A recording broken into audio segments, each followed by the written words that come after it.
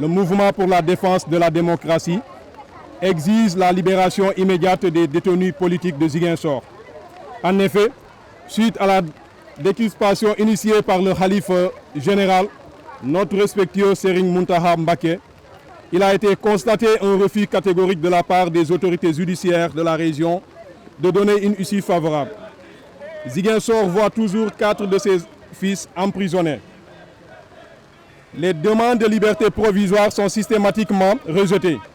Une provocation et une stratégie sciemment orchestrées depuis le sommet, comme pour pousser à des manifestations dont les objectifs restent encore obscurs. Le mouvement compte continuer l'occupation de la rue et même s'il installé, si les fils de la région ne sont pas libres, comme partout ailleurs au Sénégal, où il y a eu même mort d'homme. Il faut aussi rappeler que les détenus politiques de Ziguinchor l'ont tous été à titre préventif. Pourquoi cette obsession de ne point les libérer?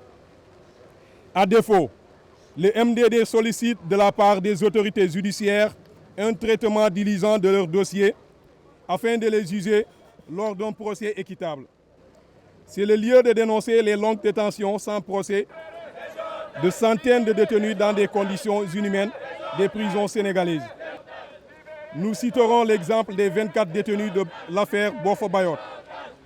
Sur le dossier des prisonniers de l'affaire Boffa-Bayotte, cela fait aujourd'hui plus de 3 ans, 6 mois que des citoyens sont emprisonnés et oubliés.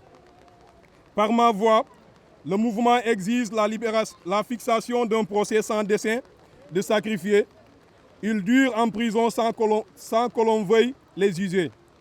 C'est à croire qu'au Sénégal, ce n'est plus les détenus qui ont peur d'être jugés, mais plutôt ceux qui les poursuivent.